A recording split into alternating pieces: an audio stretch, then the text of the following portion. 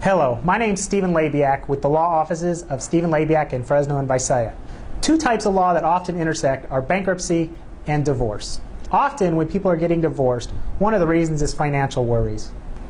This may mean that a bankruptcy may be a good option for both people to get a fresh start. A common question is, well, should I file bankruptcy before or after divorce? In most situations, I'd recommend before, and here's why. The easiest reason is if you are filing together as a couple, that's usually only one bankruptcy fee, not two. Another reason is there's going to be no issue on dividing the debts when you go see your divorce attorney. All your debts are going to be in one pile. If the bankruptcy is done correctly using a qualified bankruptcy professional, there'll be no debts to divide when you do the divorce. This means there'll be less issues to haggle over with your divorce attorney, and hopefully that'll help keep the costs down on that. There are some downsides though. One of which can be is if you're both having to earn more money to be able to maintain separate households, yet you file together, there can be income issues.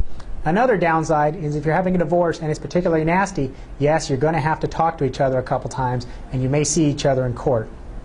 There can be upside to filing bankruptcy after your divorce, one of which is you now have two separate incomes and two separate households. What this means is if you're having problems qualifying because of your family size is too low and you both make too much money, by splitting that up it may make it easier for both of you to qualify. Another benefit, of course, is at this point if you're divorced and then you file bankruptcy, you don't have to talk to your spouse anymore. The downside of filing bankruptcy after you divorce is you need to understand that debts that you agree to take as part of the bankruptcy proceeding can be objected to by your ex-spouse and therefore not be discharged as part of the bankruptcy. For example, if you have a large Chase Visa bill for $50,000 that your spouse ran up but you agreed to take in the divorce proceedings, you cannot bankrupt that debt. Your spouse may object to that debt and you will still be liable for that debt even if you filed bankruptcy and even if it would have been dischargeable if you were still married. Another downside is if for some reason there was not a fair split of the community property assets, the bankruptcy trustee may go back and look at your assets as they were before the divorce, and you may end up losing assets even though you didn't take a fair share in the bankruptcy.